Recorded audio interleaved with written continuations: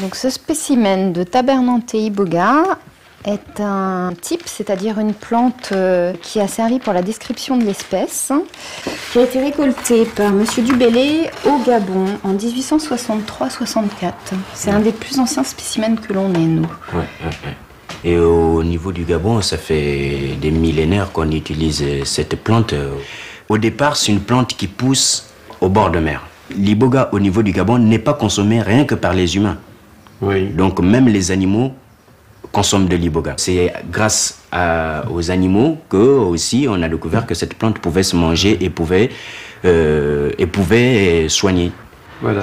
C'est la plante qui fait le lien du sacré et de l'initiation et le lien vers les plantes thérapeutiques. Donc c'est une plante qui soigne. Et certains diront aussi une plante qui sauve. Alors le bouti, c'est la religion organisée autour de l'iboga. Le nom bouti, c'est spécifiquement au niveau du Gabon, premièrement, ça veut dire Dieu. C'est toute l'école scientifique qui existe au niveau des cérémonies et de l'apprentissage. Quand tu rentres dans le bouti, c'est en fait te découvrir toi-même et te connaître toi-même et faire un retour sur soi-même. Là, nous sommes dans le domaine des plantes sacrées que l'on retrouve vraiment partout dans le monde, dans toutes les traditions. Il y a beaucoup de plantes qui ont ces caractéristiques. Nous les appelons, avec un peu de curiosité et un peu de mépris aussi, les hallucinogènes. Et elles ont cette caractéristique, ces plantes, que nous ne savons pas quoi faire avec. Car lorsqu'on les consomme, sans guide et sans rite et sans base culturelle, eh bien ça provoque effectivement des hallucinations, des visions dont nous ne tirons pas grand-chose. Et en tout cas dont nous ne tirons rien du tout pour la médecine. Alors par contre, les choses sont totalement différentes lorsqu'on est au Gabon. Et là, toute une série de rituels sont mis en œuvre pour la consommation de cette plante, dont on va savoir maîtriser les effets.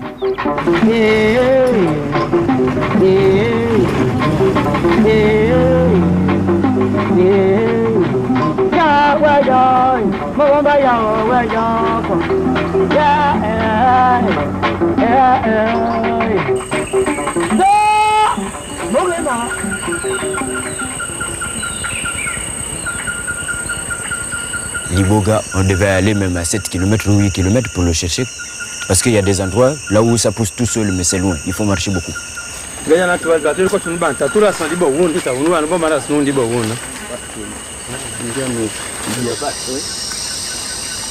Ah, justement, il y a le bois sacré. Ah bon? Oui. Ah oui, c'est lui. Ça, c'est le bois sacré. Basser, il faut casser. Basser. Essaye de casser. Oui, ça c'est le bois sacré, ça c'est le même. Voilà. Alors la différence qu'il y a entre celui qui est en forêt et celui qui est au village, ce sont les graines. Alors les graines au village, c'est tout petit et un peu long, mais ici en brousse ça grossit parce que c'est sauvage. Bien sûr. Voilà. Voilà l'iboga, c'est ça. Et ça plus les vitamines. Parce que là-bas, le soleil, il suce trop, et ici, il est bien caché, puis c'est très bon ici. Tu vois, j'ai déjà récupéré une petite racine là que j'ai commencé à manger. Ça. Déjà. Donc, là, déjà, ça va me faire un effet de pouvoir être en forme jusqu'au soir. Je ne l'ai pas goûté. Je peux goûter un peu? Oui. Ouais, ça c'est le bon d'ivoire. Ça, c'est lui. Et ça a un bon goût. Hein. L'iboga, c'est une plante chez nous, c'est la plante de Dieu. Donc moi je me présente, je dis à la plante que moi je suis Malendi et j'aimerais t'utiliser. Je prends ma salive à moi qui est là. Donc c'est ma parole que je mets sur la feuille. Et je parle, c'est ce que je pense pour demander à la plante. Et à partir de là, je demande maintenant dans mon cœur, est-ce que je peux t'utiliser, toi, la plante?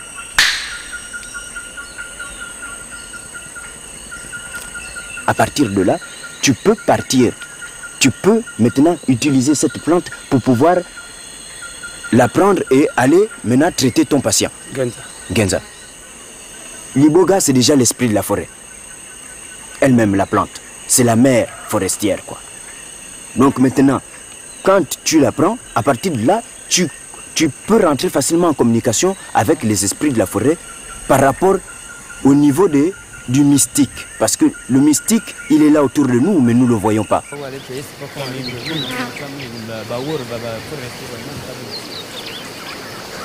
Il y a deux types d'initiation. Il y a l'initiation à la religion Iboga. On n'est pas malade. Mais vous partez vous initier comme vous partez prendre le baptême à l'église catholique. Ça, c'est une initiation religieuse. Il y a l'initiation thérapeutique. La personne est malade. Il va voir un imam et il va dire la guérison n'est possible qu'après initiation.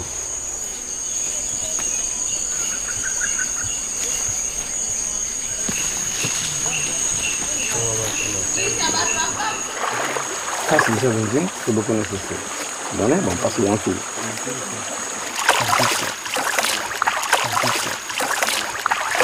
Cet argent est sacrifié pour le bain. Le bain rituel, c'est faire d'abord un retour sur soi-même pour se purifier. Ça te permet d'être en confiance avec toi-même. Parce que c'est à partir de là où tu fais le premier pas vers le monde des initiés. C'est un passage qui sert pour pouvoir faire la traversée. Et c'est pourquoi on fait ça dans l'eau.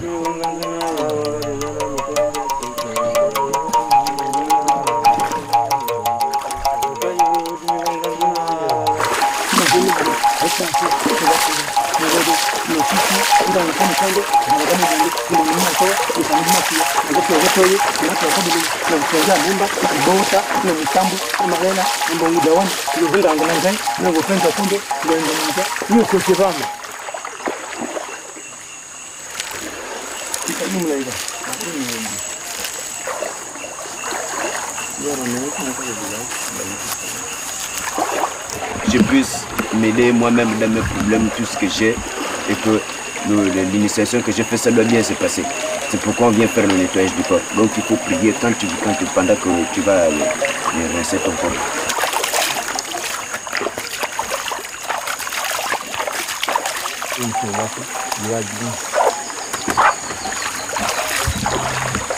Si jamais dans ta vie tu as volé quelqu'un, tu dénonces. Si tu as tué quelqu'un, tu dénonces.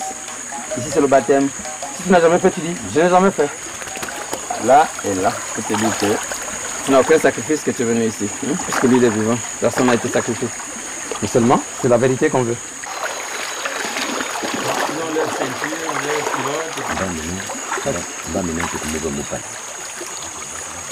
Normalement, le pagne rouge, c'est le sang. La naissance. Maman, quand l'enfant vient, il y a d'abord de l'eau. Après l'eau, c'est le sang.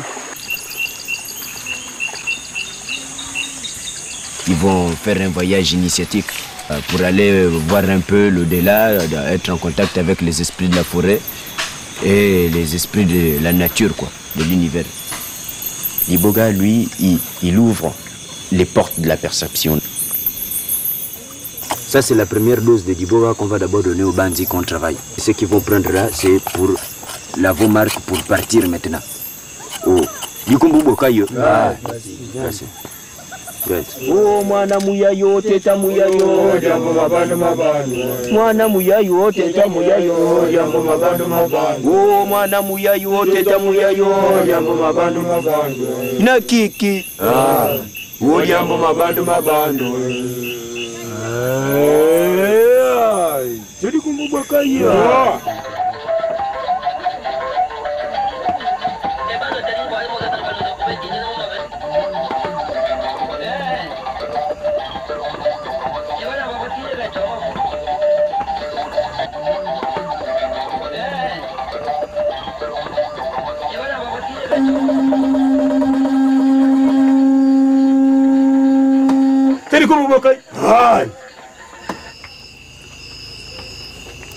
Le bouti, c'est d'abord la volonté.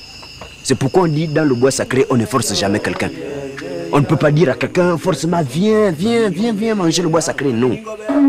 Il faut que lui-même, la personne, il ait déjà envie de manger le bois sacré. Pour que là, à partir de là, lui-même, il est déjà ouvert à lui-même.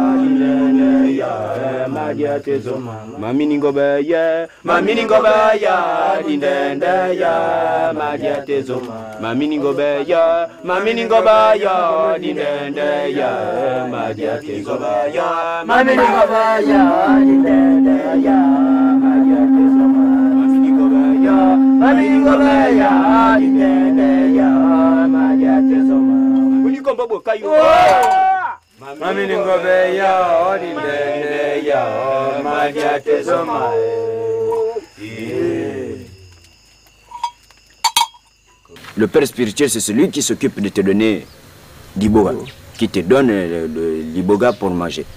Le parrain, c'est celui qui s'occupe de toi pour te surveiller pendant tout tes mouvements dans l'initiation. Et la mère, c'est celle qui s'occupe de toi si tu as besoin d'eau, si tu as besoin de te laver, si tu as besoin de quoi que ce soit. Donc quand elle est partie là, tu as tout, ça s'est arrêté. Et tu as vu. Parle-nous encore des bateaux que tu voyais là. Les bateaux? Les bateaux là, il y avait beaucoup de gens. Beaucoup dans les bateaux. Ils étaient tous en blanc. Ils venaient avec un chant. Tu as froid maintenant, c'est là où, dans le boutier, il faut maintenant s'asseoir d'abord.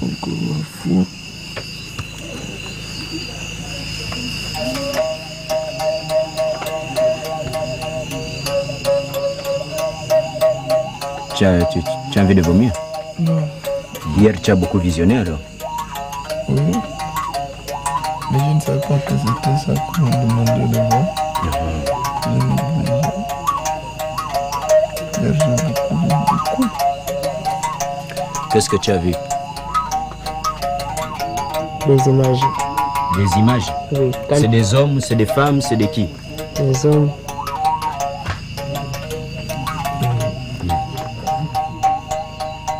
C'est des hommes. Et ils sont comment? D'autres sont en culotte. En culotte? Oui. D'autres en paille. Oui. Donc ils courent, hein? Ils sont statués. Ils sont statués et ils changent de visage. On peut encore voir ça aujourd'hui. Ben parce que hier c'était d'abord la montée. Donc maintenant aujourd'hui vous avez le dessus plus la descente. Donc hier on se rappelle seulement ce qu'on a. Mais ça va vous revenir. C'est pas fini.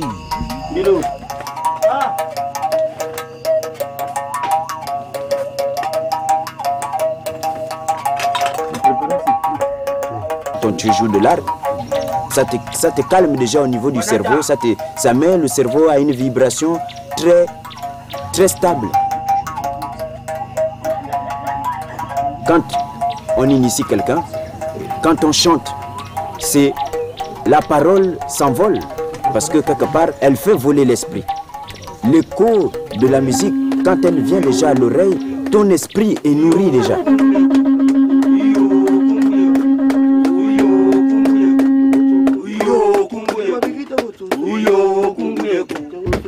Chantez le bouti, mon Dieu.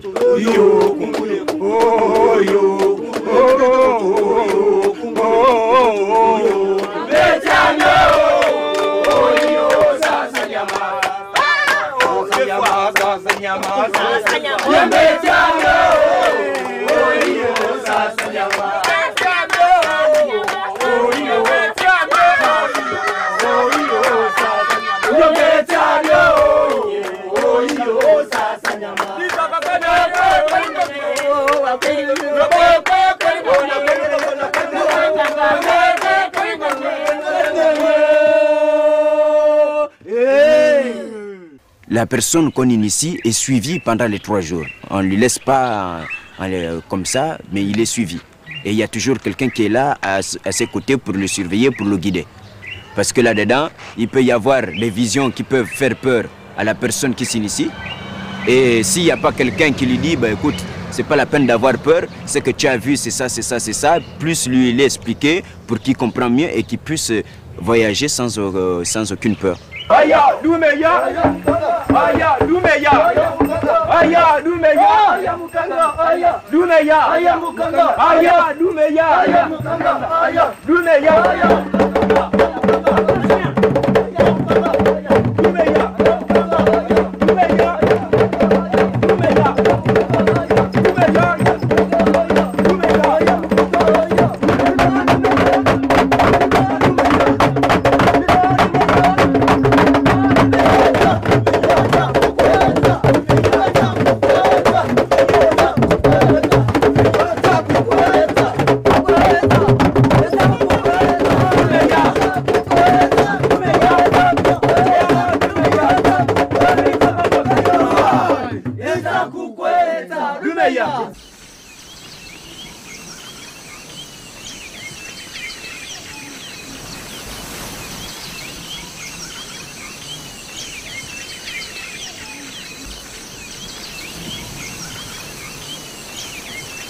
J'ai pas eu de père et c'est lui qui a été mon père. Et puis bon, j'ai grandi avec lui, à travailler le bouti partout dans le Gabon. Et là-dedans, c'est le bouti qu'on a toujours travaillé, c'est d'apprendre à soigner les gens. Je me suis dit, mais s'il y avait un tradipraticien dans la famille, mais pourquoi on chercherait encore à aller voir quelqu'un et le payer pour qu'il soigne quelqu'un, et en plus pour que ça ne marche pas, quoi. Et si moi-même je le faisais. Bon, déjà avant que j'aille former moi-même les gens d'abord à l'extérieur, il faut d'abord que je forme les gens devant lui. Vous avez 15 ans d'abord pour la pratique, 15 ans de pratique, et vous avez 5 ans de théorie. On le fait pour notre volonté, pas pour gagner l'argent, parce qu'on a envie d'aider les gens. Nous, par exemple, on arrive dans des villages, si on a un malade, il suffit juste qu'elle nous nourrit, elle nous loge, et puis c'est fini, nous on lui fait le traitement. Ouais, Malendi, c'est mon combo du bouti. Et le combo du bouti, c'est le nom, quand tu te fais initier, le jour de ton initiation, comme vous avez vu là où on a fait l'initiation là. Aujourd'hui, on va aller encore en brousse pour continuer. Et demain, eux-mêmes, ils vont revenir avec leur nom, que les esprits de la forêt leur ont donné.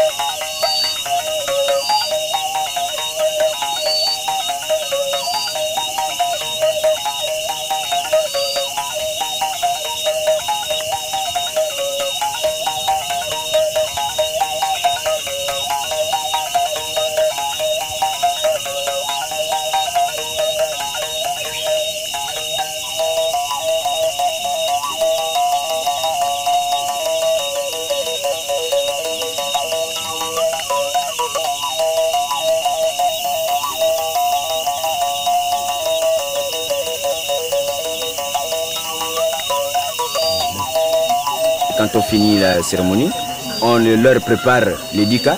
C'est un secret pour ceux qui sont initiés. C'est des plantes, c'est des bois de la forêt qu'on mange. C'est pour lui donner des visions continuelles.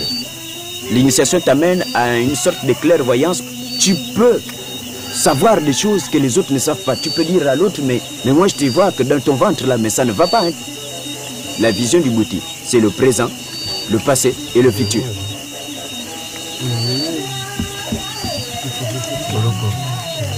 Au bandit, comme vous voyez là, il est en train de manger. À partir de là, le bois sacré va descendre tranquillement et demain matin, il serait dans une nouvelle dimension. Bon, maintenant, le nom pour toi du bouti que le bouti t'a donné, c'est qui? Bungwema. Bungema. Bungema. Bungema. Bungema. Bungema. Ah. Maintenant, quand on te dit Bungema, tu réponds Ah. Bungema. Ah. Voilà. Uri kumbu bokai.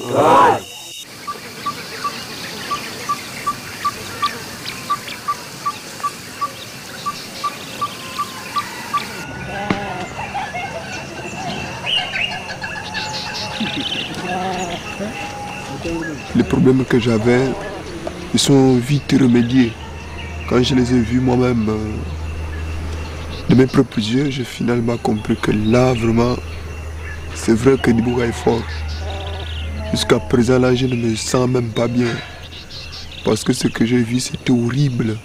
C'était beau. J'ai vu assez de blancs, plein de blancs, il n'y avait pas de noirs.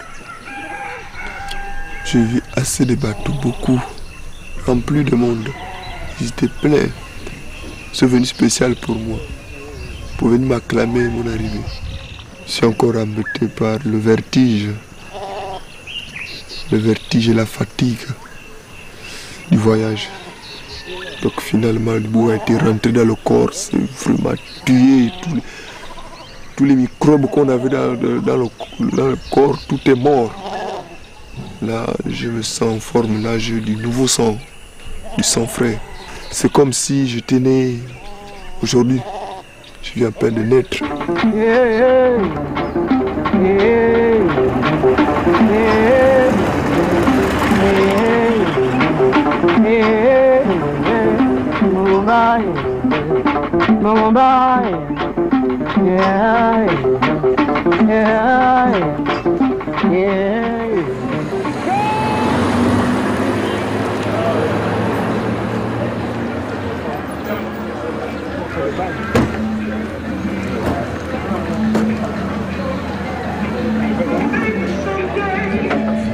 Quand on m'a parlé de l'Iboga, il fallait que je fasse l'expérience par moi-même.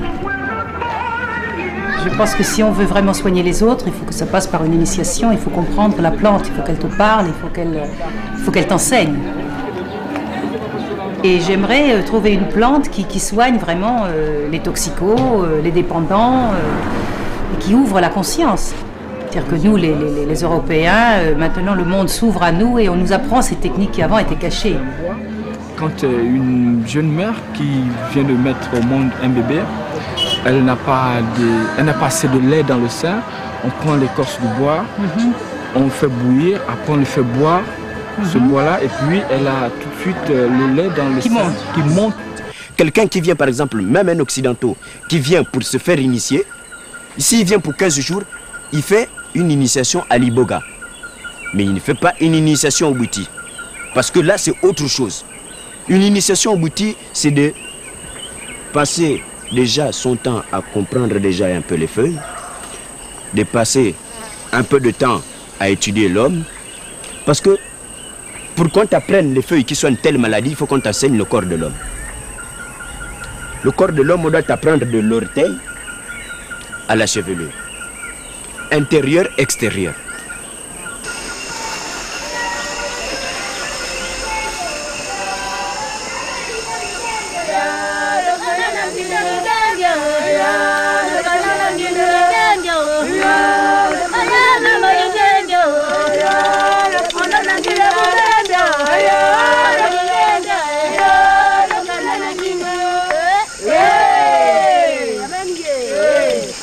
Malengi asibabeka maungamba mamumbanda yefe mabenyi musiendo mwanga nyuma sieni ntambia mukumbu unsimbu na makaka.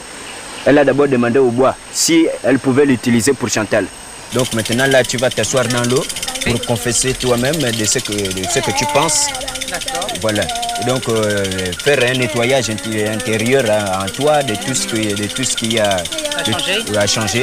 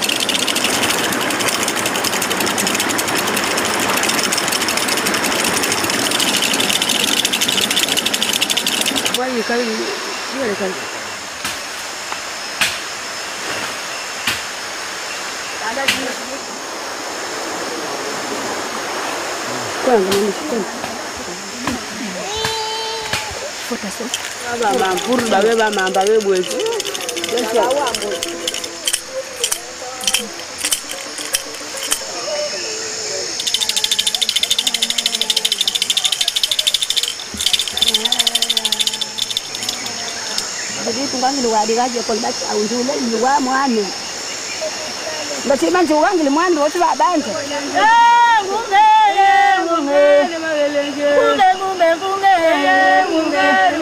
Kan baru na dia mu ya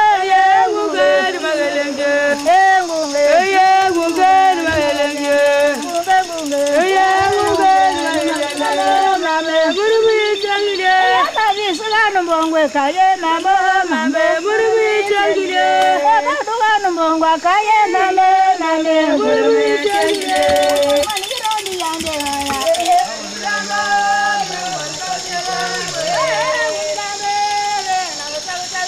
Oya unilamo ave na chago Oya unilamo ave na chago Oya unilamo ave na chago Unilamo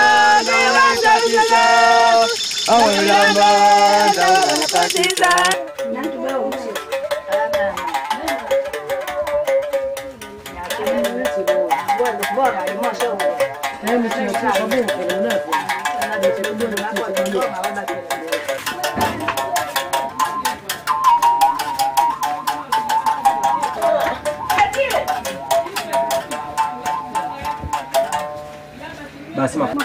Dan male kali.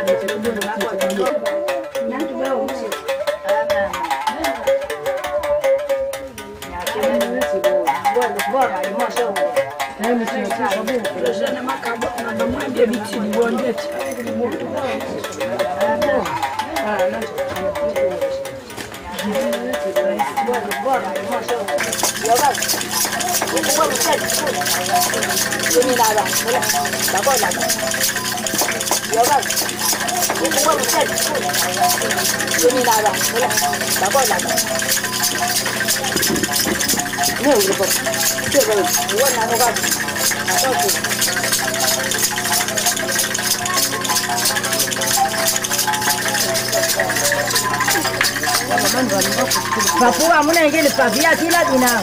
Wewe baie dunde. Mimi sio. Mimi pap. Adi la uya sio wala wa wewe na mimi msiba bai yake mrefu.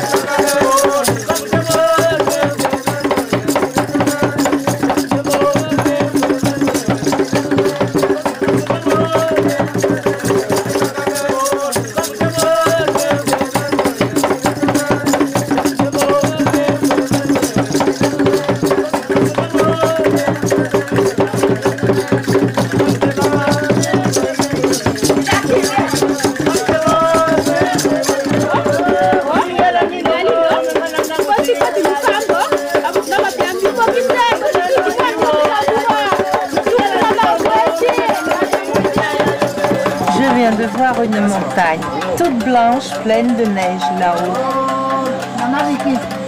Avec des pics très très hauts. Tu vois? Et puis je vois tous les fils de lumière qui passent de mon bras tout autour. Et puis avant, j'ai vu ma mère. J'ai vu ma mère, toute souriante. Alors j'ai pu la caresser, l'embrasser. Et la faire rire. Et elle a ri comme quand elle avait 20 ans, 25 ans. Je revois ce sourire. Donc c'est vrai que bon, en ayant tous ces morts autour de moi, tous ces départs, c'est ça aussi qui m'a fait venir ici, aussi pour aider à faire le passage pour eux. Pour mes parents d'abord, et puis pour pouvoir leur parler, leur dire ce que j'avais pas eu le temps de leur dire. J'aurais pu soigner la terre entière, je veux dire, quand tu es comme ça, tu as une énergie débordante et tu as envie de soigner les autres quand c'est ça. Tu sens que tu as envie de soigner. Tu peux pas être autrement. Tu as envie de distribuer. C'est comme si on t'a fait un grand, grand cadeau et toi, tu dois donner. J'ai eu la sensation que l'on retrouvait le sens du sacré. Et en général, les gens qui boivent ou les gens qui se droguent, c'est des gens qui ont perdu le sens du sacré. Il faut faire un rituel qui soit acceptable pour nous, Européens, dans un contexte sûr, toujours sûr et thérapeutique. À l'hôpital, on te dit, bon, tu souffres où? J'ai mal là. Tu sens comment? Quand je tousse, ça me fait mal ici. Alors, il écrit tout de suite que tu vas en pharmacie, il y a un comprimé qu'on va te donner qui est ici. Bon, là-bas, moi, c'est bien, mais nous, ici, si tu ne le découvres pas, tu ne le soignes pas. C'est-à-dire que l'Onganga, lui, c'est quelqu'un, il est visionnaire. C'est pourquoi la plante de l'iboga, moi j'ai dit, le mot hallucinogène, c'est quelque chose qui me gêne. Parce que chez nous, c'est une plante visionnaire, qui est là pour montrer des choses. Dans une famille, chez nous, en Afrique, ça existe, qu'il y a des gens, par exemple, qui balancent des mauvais sorts aux autres. Pour empêcher que les mauvais sorts t'atteignent, par exemple, on te fait des vaccins qui font le retour à l'envoyeur. Si on n'arrive pas à atteindre le mari, c'est-à-dire qu'on peut aussi atteindre la femme ou l'enfant, donc il faut faire le vaccin à tout le monde. Il y a beaucoup de manières aussi de travailler l'iboga. Non seulement le manger en écorce ou quand il est sec, mais on le fait bouillir aussi avec un mélange des écorces aussi pour soigner d'autres maladies.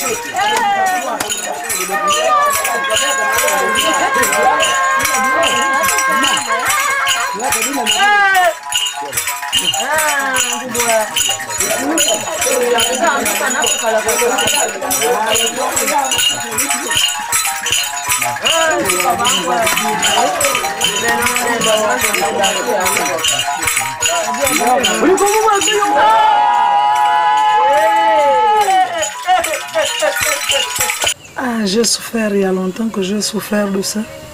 J'ai fait une affaire de 4 mois. Donc la bouche était tordue de ce côté-là. Même de l'eau, quand je buvais, l'eau tombait. La nourriture, je n'arrivais pas à avaler. Donc c'est un génie qui quitte de la brousse, qui vient au village. Et ça vient monter sur vous, sur les épaules. Ça vous ferme la bouche. Bon, vous perdez connaissance. Vous ne pouvez plus vous retrouver. Quand je partais faire le scanner, c'était toujours normal. Donc ce n'était pas le problème des blancs. C'était le problème des noirs. Quand je me suis fait initier, j'ai mis la peau de renard sur ma tête, 2 poules de peau derrière. Donc c'est une façon de prier pour que le génie que j'ai me libère. Je mange maintenant, je marche, je bois de l'eau, je parle, je ris avec mes enfants. Et je suis très contente. La maladie, chez nous, est toujours psychosomatique. Et la question que le malade, le patient vous posera ici, ce n'est pas de savoir ce qu'il a, mais pourquoi il est malade. Nous sommes restés avec cette totalité, pas de dissociation possible entre le corps et l'esprit. Et c'est à partir de cela que le boutique devient intéressant.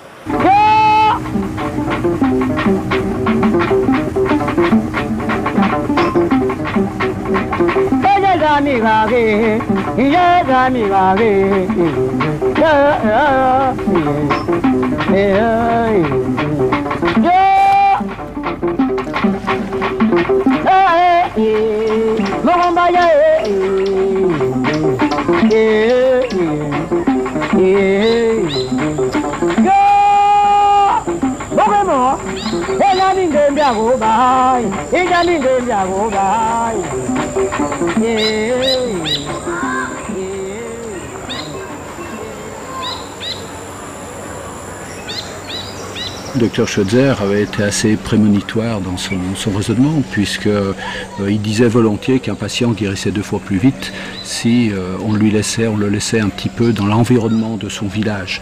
Et c'est pour ça qu'ici on continue toujours de dire c'est le village hôpital du docteur Schweitzer. Les patients qui viennent nous voir sont tout à fait capables de passer d'une médecine à l'autre. Soit ils viennent au préalable, soit a posteriori, quel que soit le milieu social. Je dirais que même dans des milieux très, très aisés, on rencontre des patients qui viennent ici et qui se tournent vers la médecine traditionnelle après.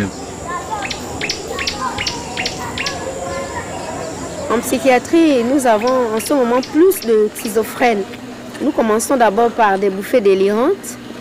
Après la bouffée délirante, il y a une psychose aiguë, ou bien après elle s'installe, c'est la chronique. Après la chronique, c'est être schizophrène total. Tout bon Africain qui se respecte, il y a toujours du mythicisme dedans. Donc s'il a un problème, il dit je vais arranger mon problème en allant me faire initier. Et quand il va se faire initier, tout de suite il déraille. L'iboga, personnellement, moi j'en ai déjà pris parce que j'avais des problèmes, ça aide. Parce que ça vous fait voyager dans un monde où vous apprenez beaucoup de choses qui sont aussi réelles. Hein? Nous avons la première écorce relative à la terre. Donc cette première écorce, c'est ce que nous on enlève comme ça. Donc maintenant, là on va enlever la chair maintenant. Maintenant on peut la manger. En Europe, ils broient le bois sacré, ils font passer ça dans les machines, boum, ça sort là-bas en poussière. Ce bois-là, quand tu le broies et que tu manges ça comme ça crée encore une autre maladie à l'intérieur du ventre. Les fibres-là, de ce bois-là, ça va maintenant coller à l'estomac. Et après, ça peut te créer des blessures d'estomac. Ici, nos arrière-grands-parents ont commencé avec ça depuis des milliers d'années et que demain, après-demain, on va nous interdire ça parce qu'on va nous dire que c'est une drogue. Or que nous, on n'a pas commencé comme ça. Nous, on utilise ça pour le médicament.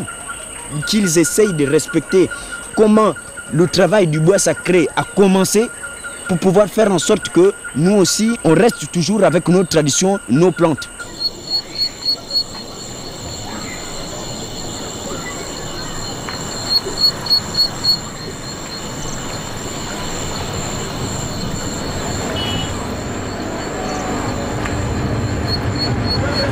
Au niveau des anciens, tu vas trouver, il y a des gens qui respectent leur culture. Les vieux, ils respectent leur culture. Mais la nouvelle génération, à Libreville, aucune personne ne reconnaît sa culture.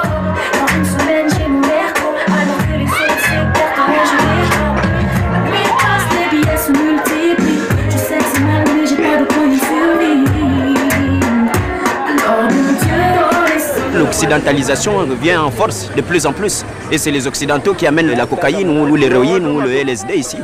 Si tu es quelqu'un qui consomme d'autres drogues, quand tu prends l'iboga, tout de suite, tu peux facilement arrêter de prendre les autres drogues. Parce que quelque part, l'iboga, ça remplace tout le manque que tu peux avoir.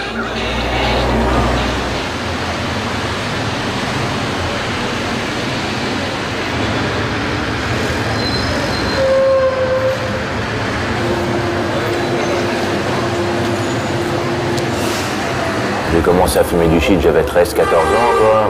Tourné au cacheton, un peu à tout, j'ai goûté au LSD, à toutes sortes de défonces, ecstasy, tout ça, quoi. Bonjour. Je suis tombé dans l'héroïne, j'avais une vingtaine d'années. Pendant 5 ans, j'ai pris que de l'héroïne. J'avais besoin d'un produit à cette époque-là, il fallait que j'ai quelque chose pour faire ma vie, quoi, en fait, pour avoir l'impression de faire ma vie, quoi.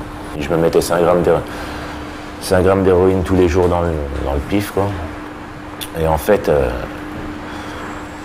au bout d'un moment, les finances ne suivent plus, donc il faut bien trouver une solution, quoi. Donc la première solution qui se présente, c'est le traitement de substitution, quoi. Le manque physique, encore, disons, ça dure une semaine, quoi. On arrive à, même si on est un peu fort de caractère et tout, on arrive à surpasser ça, quoi. Le problème, c'est qu'une fois que le manque physique est passé, il y a la psychologie, quoi. Et là, il y aurait une corde pour se pendre, quoi, je veux dire, on la prend, quoi, là. Et en fait, la première fois que j'ai pris l'Iboga, j'étais à 90 mg de méthadone, donc c'est un dosage assez haut quand même. Et je pensais pas que l'Iboga ferait cet effet-là sur moi. Au début, j'essayais de lutter contre le produit, quoi. J'avais pas envie que les idées viennent et tout. J'avais pas envie de réfléchir à tout ça, quoi. Mais en fait, c'est tellement puissant, c'est tellement... Au bout d'une demi-heure, vous commencez à voir que vous avez des effets, quoi, surtout physiques, quoi. Vous pouvez plus trop vous lever, plus trop marcher, vous avez les jambes qui flageolent, quoi. Vous demandez un peu ce qui se passe, quoi, au début, en fait. Et au bout d'un moment, on tombe dans une sorte de léthargie, parce qu'à la fin, on ne peut plus marcher, hein. De toute façon, on est allongé par terre, on peut ramper à la limite, mais marcher... L'Iboga, c'est toujours la même chose, parce que ça fait réfléchir sur soi-même. On va en prendre une fois, 10 fois, 15 fois, en fait, ce que ça va faire, ça va juste creuser votre esprit, faire réfléchir sur des choses que vous avez complètement zappées, parce que vous n'aviez pas envie de repenser à ça, parce que... Ça vous fait accepter vos problèmes, en fait. Décrocher avec l'ibogaïne, c'est pas une partie de plaisir parce que c'est physique quand même. On va avoir un peu mal aux jambes, on va avoir 2-3 frissons. Mais disons que la plupart des symptômes qu'on peut avoir quand on est en manque s'en supprime 80%. Disons qu'au bout de 15 jours déjà, on a plein d'idées qui reviennent, on a plein de trucs, on s'intéresse à plus de choses. Ça revient tout doucement, hein, c'est pas un produit miracle non plus, quoi, je veux dire, mais ça vous remet dans la vie, quoi. Ça vous donne un état de conscience, voilà, vous êtes là, la vie c'est peut-être pas forcément ce que tu as vécu jusqu'à aujourd'hui. Et ça donne envie beaucoup plus vite de s'intéresser à beaucoup plus de choses, quoi. C'est sûr que le type qui a envie de sortir de l'héroïne, avec l'ibogaïne, en 15 jours, il s'en sort, quoi. C'est le meilleur des psychiatres, quoi. Vous allez aller chez un psy, quoi. Le psy va vous poser des questions. Vous n'avez pas forcément envie de lui donner des réponses. Que l'ibogaïne, le psy, c'est vous, quoi. C'est comme si vous aviez un œil extérieur qui vous faisait parler de vous, quoi. Donc quand vous parlez à vous-même, vous n'avez rien à cacher, quoi. Voilà, quoi. Ici, des résultats très positifs sont obtenus très rapidement. Parce que la démarche lente de la psychanalyse qui fait émerger l'inconscient devient une démarche rapide, où la plante, par les substances chimiques qu'elle contient, va accélérer le processus de réémergence de l'inconscient et de tout ce qu'il cache. La remontée de l'inconscient peut se faire d'une manière très brutale et très rapide, et peut-être parfois effectivement difficilement maîtrisable, mais c'est ici alors qu'interviennent les capacités du guérisseur qui joue sur les doses, qui suit l'évolution de la thérapeutique, et nous ne trouvons ici pas du tout dans le cas de figure d'un jeune ado qui s'adonne à la drogue.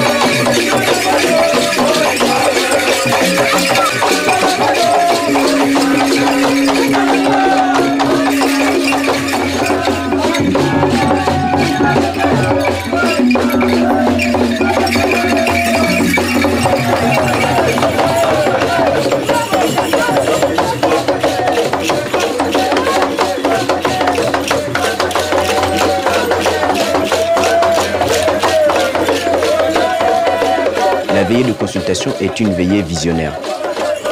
La consultation est le moyen de percer et de pouvoir regarder dans l'autre et à l'extérieur de l'autre.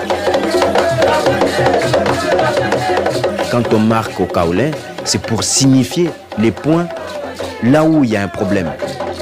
Chaque point qu'on met a une signification sur la personne, que ce soit intérieur ou extérieur.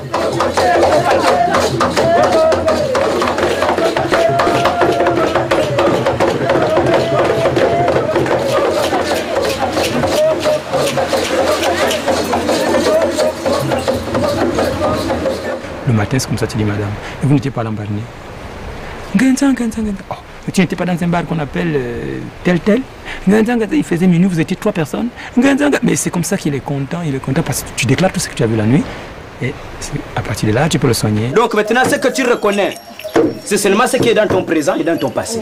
Et du coup, tout ce qu'on va te dire, que tu reconnais, tu nous réponds par Ngenza. Audrey, viens. Maintenant, ce que tu ne connais pas, tu nous demandes de chercher encore parce que quelque part, il faut que nous, on te trouve toujours la solution. Mais sauf seulement, maman, moi je vois seulement que dans ton corps là, tu grattes beaucoup. Ngenza, tu te sens un peu comme lourd, fatigué toujours le matin. Attention parce que quelque part, moi je te vois un jour en jour, tu es triste. Dans ton cœur, tu regrettes beaucoup de choses. Ngenza, c'est une maladie qu'on appelle la dépression. C'est ça. Et normalement, maintenant, plus que comme tu es là dans le boutique, ce qui t'aide là-dedans aussi, c'est parce que chaque fois que tu fais par exemple une veillée, tu sens quand même que ton corps change. Ngenza, il te faut un déclenchement. Une crème que toi tu vas frotter au corps pour pouvoir diminuer ce qui est en train de commencer. Parce que sinon après quand tu vas continuer à te gratter, tu vas voir maintenant que ça va faire des blessures.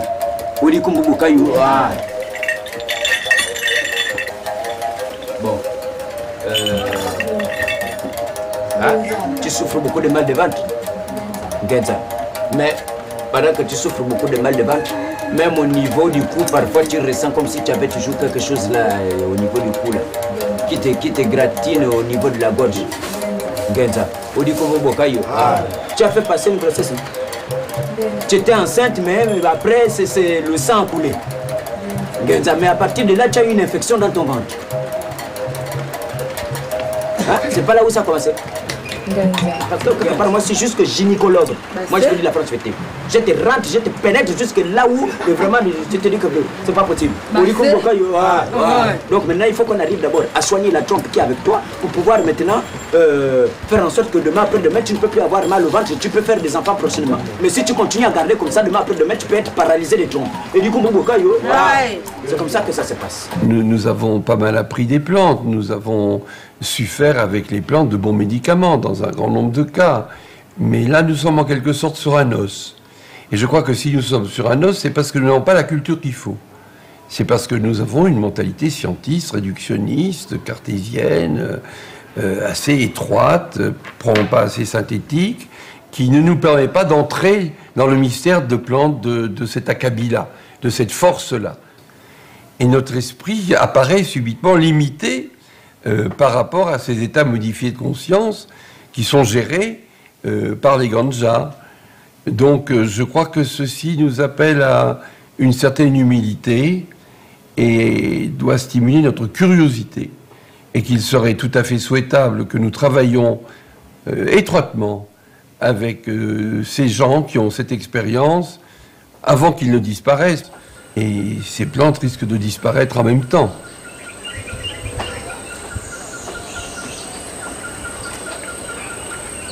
Les médecins africains peuvent apporter quelque chose aux Occidentaux pour les traitements, comme a fait M. Albert Schweitzer ici. Il a apporté la médecine occidentale pour pouvoir traiter les Africains. Et c'est la même chose qu'on peut faire aujourd'hui pour les Occidentaux.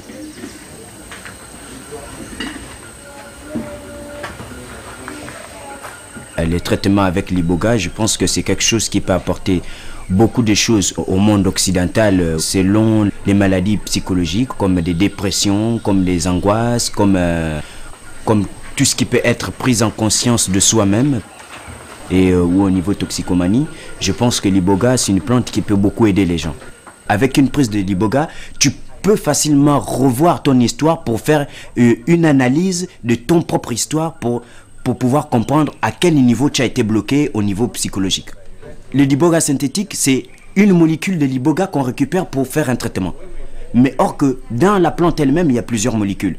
Et c'est à partir de là où ça peut soigner plusieurs maladies dans le corps en une prise. Il est temps que les tradipraticiens se réveillent et que prouvent leur capacité et apportent leur connaissance pour l'humanité, quoi.